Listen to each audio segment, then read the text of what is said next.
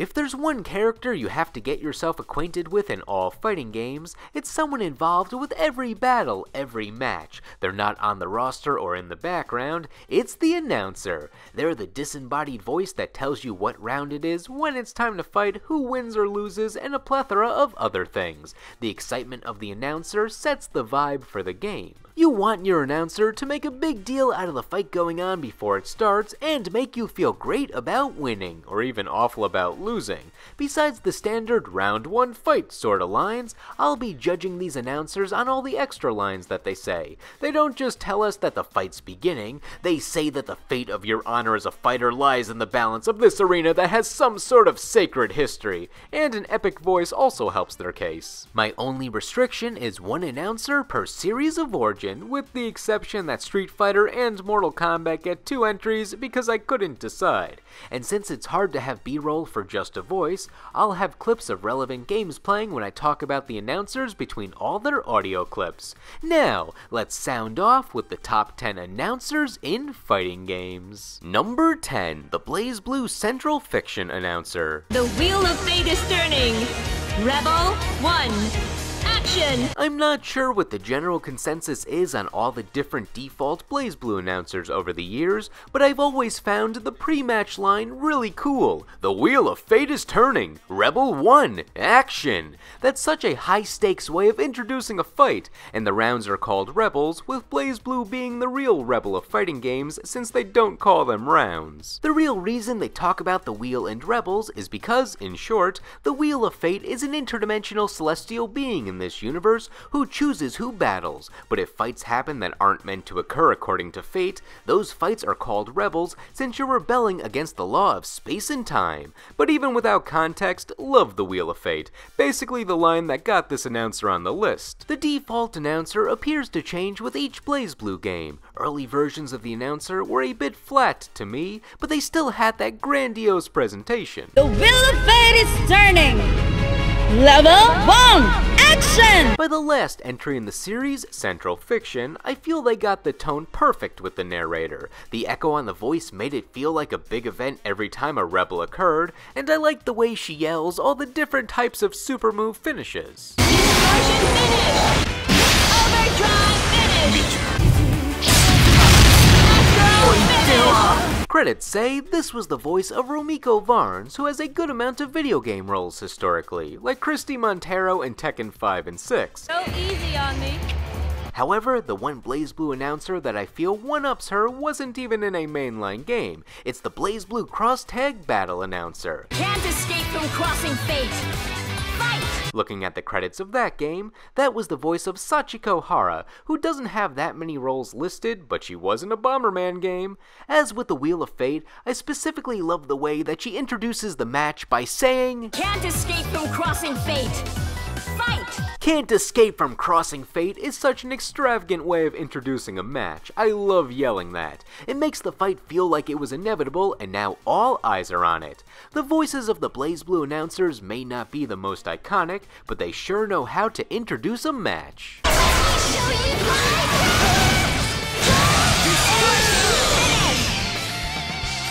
Mission complete! Number 9, the Tekken 6 Bloodline Rebellion announcer. Get ready for the next battle. At first, I didn't recall Tekken having so many quotable announcer lines, but that's probably because they didn't add their most iconic phrase until the second half of their lifespan.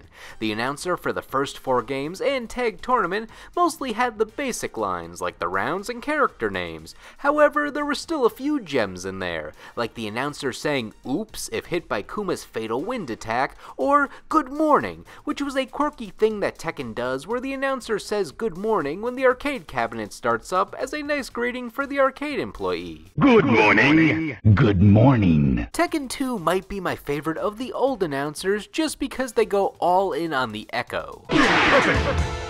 All those lines continued into later Tekken announcer lingo, but by Tekken 5, the announcer said everyone's favorite line before a match being, Get ready for the next battle. Get ready for the next battle is such a great line. I think the whole presentation makes it. Where there's always an echo, you hear the slamming noise afterwards, and then you see who's facing off. The voice that did this the best for me was the Tekken 6 Bloodline Rebellion announcer. Get ready for the next battle. This is the more well-known Tekken 6 announcer, being in the second version of the game that came out about a year after the original. This announcer had a commanding tone where everything he said was triumphant, loud, and clear.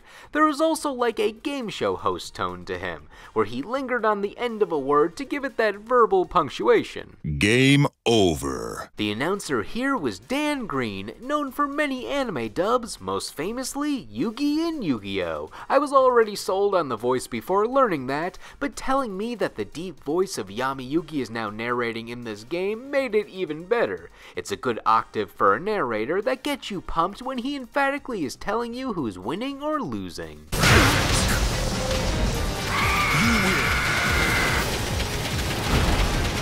Number 8, the King of Fighters 14 and 15 announcer. Nobody knows the color of her eyes. Talk smack and she'll rearrange your back. Sherby.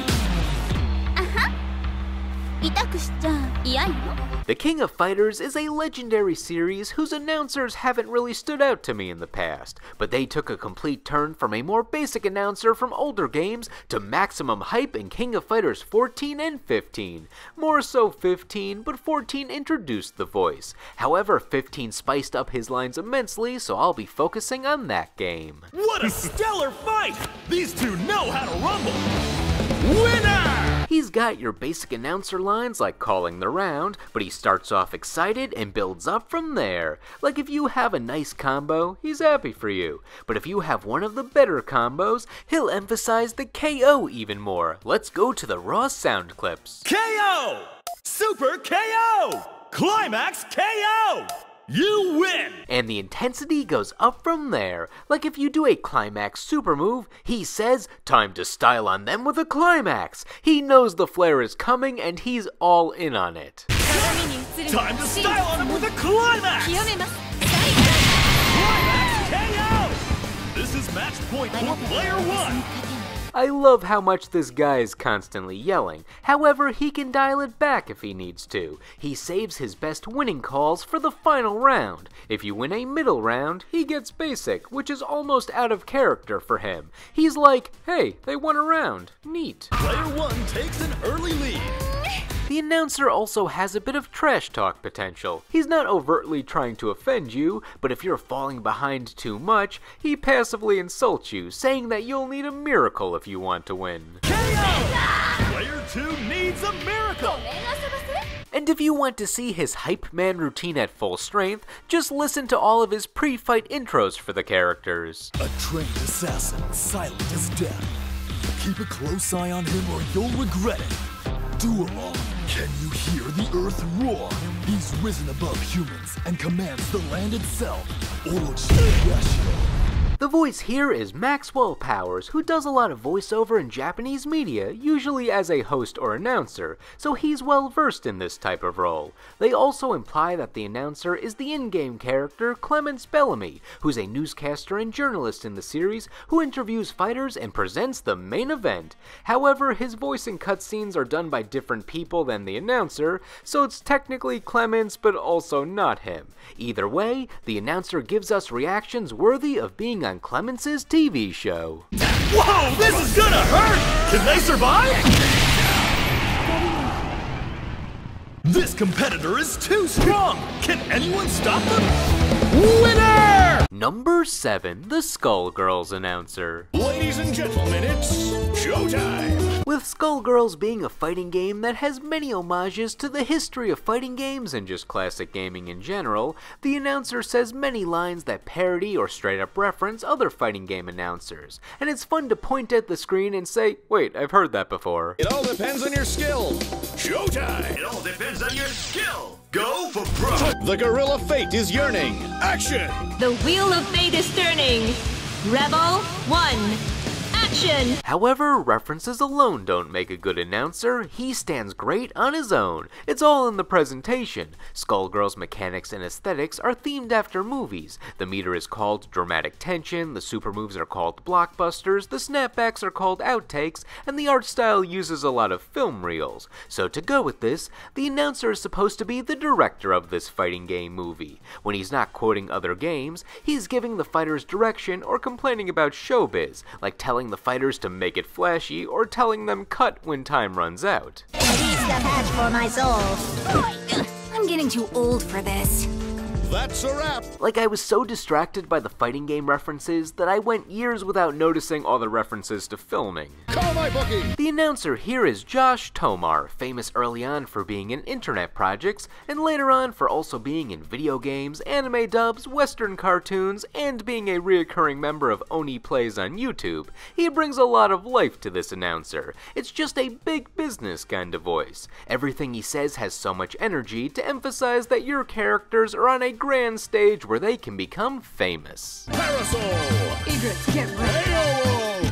Running wide. Squiggly. Ready? Tally-ho. I don't think this announcer has a single flat or dull line. There's also another version of him where he's drunk and the lines are a lot more casual and goofy. Oh, I guess that's it then. I think my favorite thing with this version of the announcer is if you select Squiggly, who's a zombie, he sounds very surprised that there's a zombie on the roster. The zombie. Ready? Tally-ho.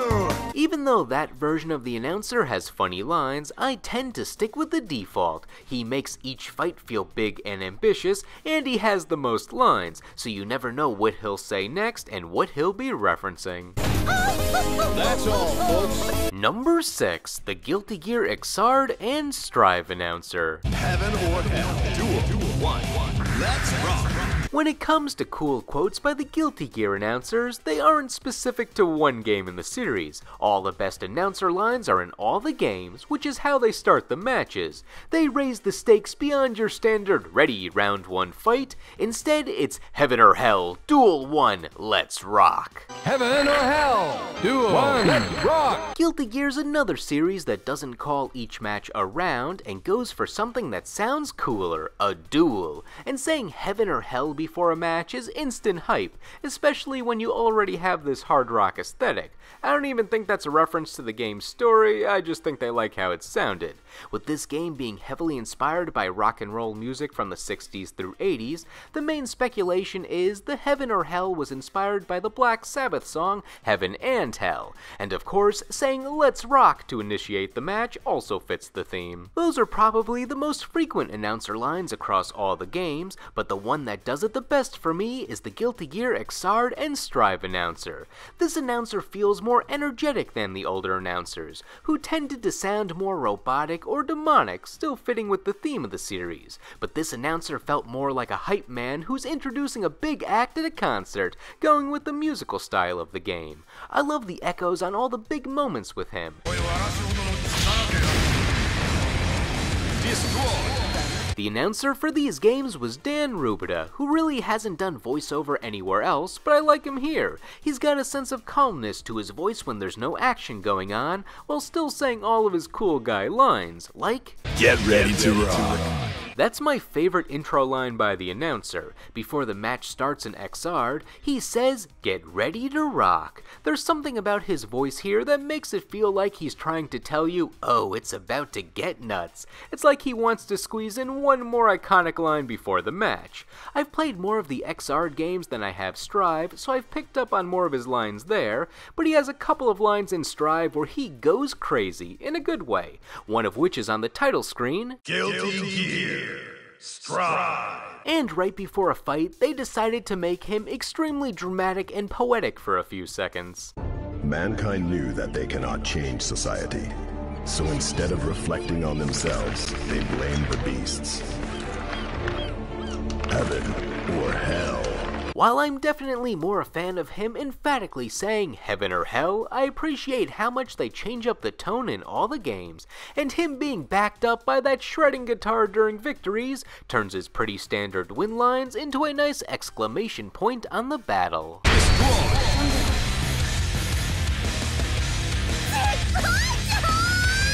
Jen, win. Drake.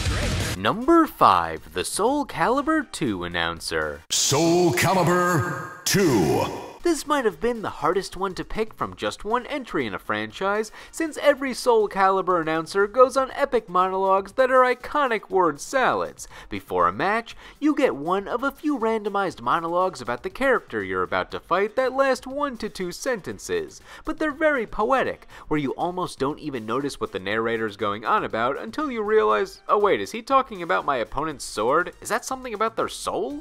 Her graceful sword dance cuts through enemies. The power of darkness turns the gears of madness once again. There's just something so epic about introducing your opponent by saying why their weapon is so deadly or why the reason they fight is so noble or fearsome. The announcer acts as the hype man for whoever you're fighting. Soul Calibur 2 was the first game in the series to do these mini monologues, and they've continued them ever since. The narrator has this confidence in how he says these lines that make him so memorable. He's not overdoing it, but he's treating every line seriously to honor the fighter. I also like how he says the character's name before the match, and how excited he sounds when you win. He adds a lot more emotion with that. I won't give up hope. The announcer's name is Casmo Luckrich, and his only listed role ever was the announcer in Soul Calibur 2 and 3, which is a shame. I liked his voice. I liked his Soul Calibur 2 performance a bit better than 3, but they're both still good. These mini monologues evolved, where by Soul Calibur 4, they had so many lines about the stages, generic lines about the fighters, and just all sorts of words that mean things but sound like ramblings. Determination, obsession, hope. The fiery emotions illuminate the You're in my way. Stand aside. The strongest-willed fighter has the fire in their eyes, but can their sword deal the fate of destiny? Stage completed. And become part of eternity. The guy doing it here was Dave Mallow, who has a bunch of anime and video game credits under him, including Akuma in Street Fighter 4 and General Amurao in Fooly Cooly. Soul Calibur 5 and 6 further evolved what the narrator said, but I liked the direction they took with the voice, where it sounded more like an ancient wizard telling us tales from the land of old. The glint of blades flickers in the forest shadows. This announcer was Paul St. Peter, who also has a lot of anime and video game roles, including the main villain in Kingdom Hearts 2, Kurama in Naruto, and a bunch of Digimon. But besides the monologues, the cornerstone of every Soul Calibur announcer is how they welcome us to the stage of history. Ever since the first game, Soul Edge, or Soul Blade in the US, the announcer says a variation of "Welcome to the stage of history." In the first Soul Calibur, which was the second game overall in the franchise, we're welcomed back. Welcome back to the stage of history. Soul Calibur 2 and 3 brought forth a new stage. Welcome to the new stage of history. 4 added Destiny to the mix. Welcome to the next stage of destiny. 5 welcomed us back again. Welcome back to the stage of history. And 6 was the timeline reboot. Welcome to the stage of history retold. I've always been fond of Welcome Back to the Stage of History the most, but regardless, being told that we're on a stage of such epic proportions helped make Soul Calibur feel so grand. This is how true despair feels. Number 4, Jameson Price as the announcer in both Super Street Fighter 4 and Mortal Kombat 2011 onwards. Super Street Fighter 4 Arcade Edition. Test your might. Test your sight. Test your luck. Remember how I said during the intro that Street Fighter and Mortal Kombat would each have 2 announcers represented on this list? Well, one of those announcers is a shared entry, since there was a point in time when Street Fighter and Mortal Kombat had the same announcer. These are 2 franchises that players have wanted to cross over for forever, and they both had the same person in the same role as an integral part of their game, albeit very different portrayals of an announcer. I don't think there were ever any other instances where 2 different fighting game series had the same person as their announcer at the same time. In this case, it was veteran voice actor Jameson Price, known best for his anime roles and video game appearances. I think my favorite role by him was Jelly Jiggler in Bobobo, since it was such a contrast from his more serious roles. He first got the announcer job in Super Street Fighter 4 in 2010. The original version of Street Fighter IV had a different announcer, but once the game upgraded to Super Street Fighter IV and its later versions, Jamison Price took over and really brought in the energy. Let's get started! Fight! Just every line he says before each match, in the middle of each round, when selecting characters, he's treating this battle like it's the last fight ever. And no matter how many fights he sees, he says lines implying he has no idea what direction the fight could go in. The world could be destroyed during this battle. I've got a comeback! Will this gambit work?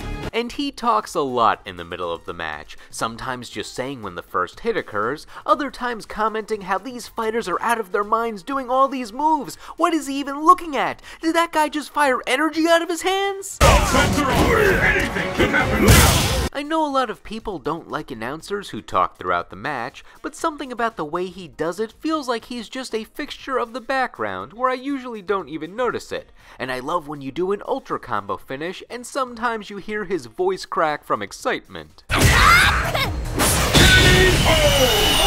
combo finish! Ultra combo finish! Unbelievable! Decisive strike! Who can resist such power? Make no mistake, this is utter and complete destruction! There's no doubt who's the true master now! Oh, and one of my friends and I had an inside joke about how angry he sounds when he says the name of the stage, Beautiful Bay. South Asia, Beautiful Bay. Destination confirmed. Shortly after Super Street Fighter IV, Mortal Kombat 2011 came out, and Jamison Price once again got an announcer role, but to fit with the darker nature of the game, he has a colder and more authoritative tone to his announcer voice, taking it seriously that this is a fight to the death. Round 1, fight! I like this take on the Mortal Kombat announcer. While he doesn't change his tone too much, he will get energetic sometimes, usually when there's a big event like a fatality where he has a few different ways of emphasizing the word. Sector wins. Fatality. Kitana wins.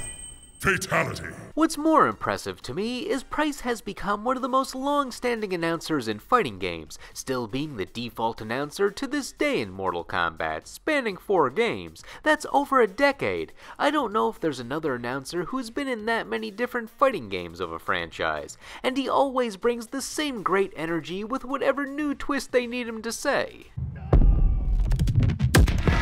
Fatality. Mileena wins.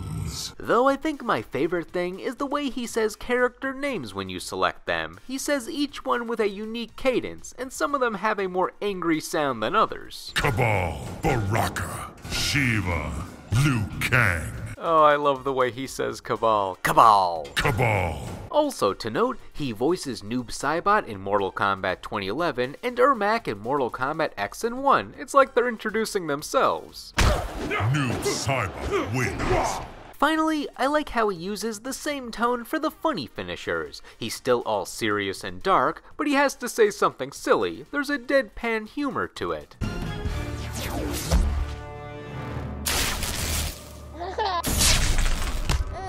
Sindel wins. Fatality. Number 3, the Street Fighter Alpha 3 announcer. Beat 'em up, guys! Triumph or die! Street Fighter announcers have always been a mixed bag. Street Fighter 2 had a basic announcer, which worked since it was the fighting game origin. Street Fighter Alpha 1 and 2 had a more energetic base announcer. Alpha 3 is the entry, so you know it's good. Street Fighter 3 had a good announcer for the first 2 versions, and a great one for the final version, almost made the list. Street Fighter 4 was okay. Super Street Fighter 4 made the list, and Street Fighter 5 and 6 didn't really stand out with their announcers. So what makes Street Fighter Alpha 3 so special with the announcer? Well, I think it's because he's having so much fun when doing it. When he introduces a round, he doesn't just say anything generic or even acknowledge what round we're in. He tells you to go for it, man, or various other energetic lines. You can't give it up!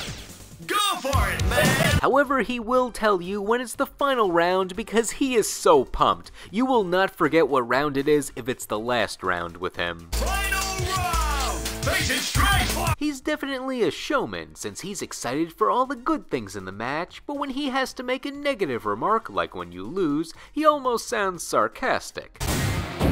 Game over. He's like, tough break, kid, now put more quarters in the machine. On that note, he kinda relishes in having to say 0 when the timer runs out if you lose arcade mode. Or maybe that's an Easter egg since the Japanese name of Street Fighter Alpha is Street Fighter 0. Game over. The voice here was Greg Irwin, who has a good amount of narration and voiceover work for Japanese TV, movies, advertisements, and more. Great pick. He definitely adds a bit of game show announcer in there with the way he punctuates some of his sentences verbally. You did a great job, Street Fighter. Street Fighter. In the end, I have a lot of fun listening to this announcer go off. He'll make you feel great about becoming the world's best Street Fighter. You win! Ain't there somebody who can stop this fighting machine?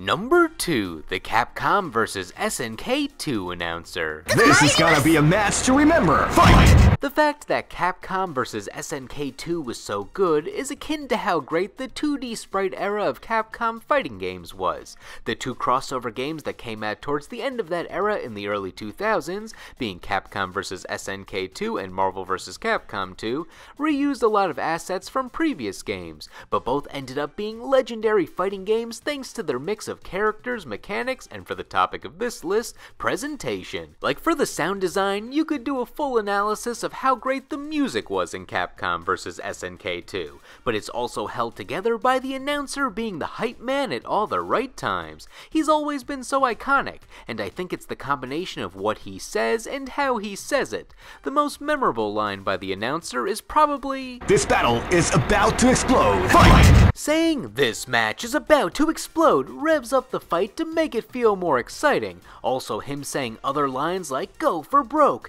give the battle a bit more intensity going in, which adds to all the bells and whistles in this game. This is gonna be a match to remember. Fight! The announcer is DJ Hiroaki Asai, with this being his only voiceover credit. Otherwise, he's mostly known for being a radio DJ in Japan for one of their more popular hard rock music blocks. Knowing how to bring the energy on the radio, he copied that over to all his voice lines. Even if you lose, Asai sounds more like a role model, telling you to get up and never give up. It's kinda wholesome and might make you want to give more quarters to the machine. If at first you don't succeed, you can always try again. It's such a shame, but I wait for your next challenge. I know that you'll be back. The first Capcom vs. SNK game had the theme of the new millennium in 2000, so this game continued that celebration a year later, calling it the Mark of the Millennium 2001. The game felt like a big New Year's party, released in the middle of the year, with many stages having a light show going on, and the music having that Eurodance nightclub feel, so putting a radio DJ as the main presenter made a lot of sense overall.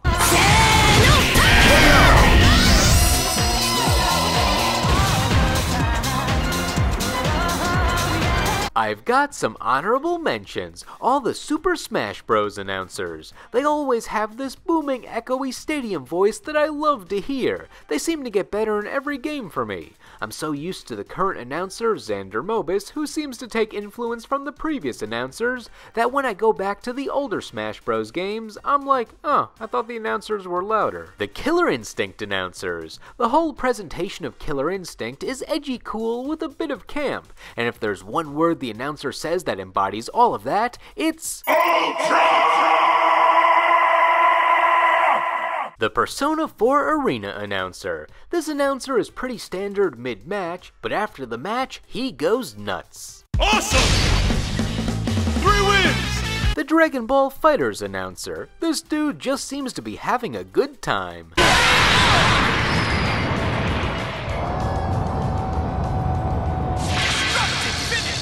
The Marvel vs. Capcom announcer. I specifically love the "Let's go crazy." That's the best. Let's go crazy! And the Street Fighter 3 Third Strike announcer. Are you ready?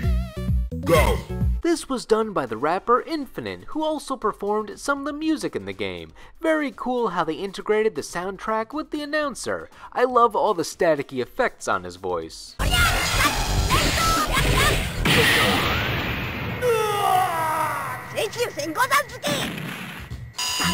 win. When it comes to number 1, I chose the announcer that felt like he was integrated with the game more than your typical announcer. In fact, he might have even had a bigger role than just the guy who says what round we're in. Number 1, the Mortal Kombat 2 and 3 announcer, aka Shao Kahn, aka Steve Ritchie. Round 1, fight. In the Jameson Price entry, we saw that he's been the default announcer in Mortal Kombat since 2011, and that's a trend for Mortal Kombat.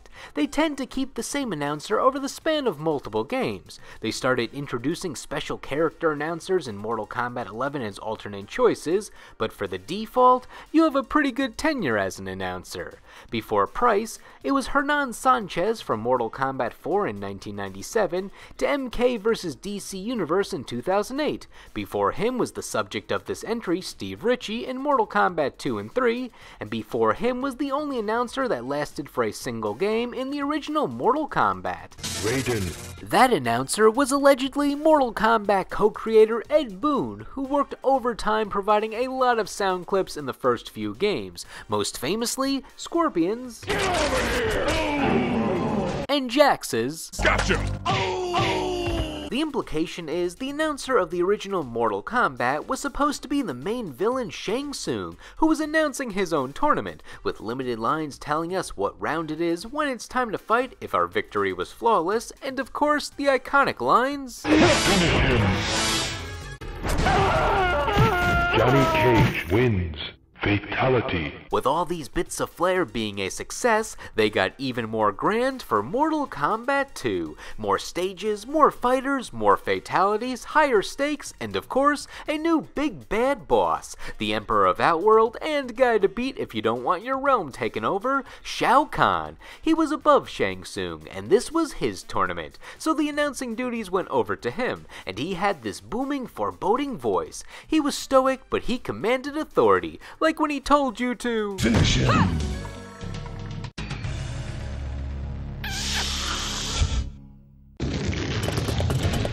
Melina wins. Fatality. The fact that he doesn't get riled up at anything makes him feel threatening, like nothing can shake him. Though I do like when you do the joke finishing move of friendship, he announces it like normal, but then repeats himself in a more baffled tone when he realizes what's going on, since he's appalled that such silly things would be in his tournament. Friendship. And he has some extra personality with any words that have R's, since he rolls them all. Reptile, Raiden, Baraka. Feel the wrath of Shao Kahn. However, what makes this announcer villain so cool is once you get to the final boss, he shows a lot more anger. He taunts and brags a bit, but he's also annoyed that you got through all his defenses and think you're so high and mighty. So not only do you have to fight against this jacked guy who can kill you with ease, but the announcer is now actively against you, who's usually a neutral party. All too easy. Is that your best? And there's a fun Easter egg where if you beat Shao Kahn in a round, the announcer doesn't say that you won because you just knocked out the announcer.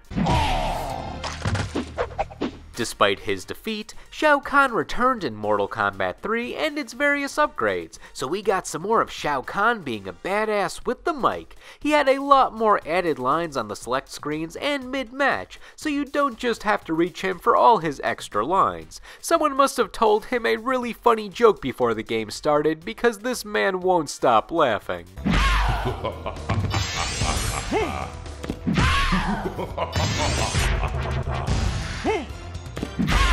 Sub-Zero wins. And he had a new iconic line when selecting your difficulty, where you felt like you were entering the lion's den. He says, "Choose your destiny." Choose your destiny. Shao Kahn's prolific voice was brought to life by Steve Ritchie, who wasn't a professional voice actor. He worked for a few companies that developed pinball machines and was one of the lead creators of dozens of different pinball tables. And Ed Boon got his start at Williams Entertainment in the pinball industry, where Ritchie used to work. Ritchie would sometimes lend his deep voice to the soundboards of various pinball tables to voice villainous characters, like the Black Knight in Black Knight Pinball. You got the power. You got the might. No way. Get ready for battle. Give me your money. Be the Black Knight. So when Ed Boon was working at Midway on the Mortal Kombat games, he called his friend when they were looking for that larger-than-life voice to portray their villain, and the rest was history. After Mortal Kombat 3, Richie would come back one more time to voice Shao Kahn in the spin-off beat-em-up game Shaolin Monks, but as for the fighting games, Richie was done. However, he made his mark. When it comes to hearing all the iconic lines in the classic Mortal Kombat games, I think he has about half of them, and no matter how much future announcers say what he said, I don't think they can ever reach the level of the original Shao Kahn, making him the top announcer on this list.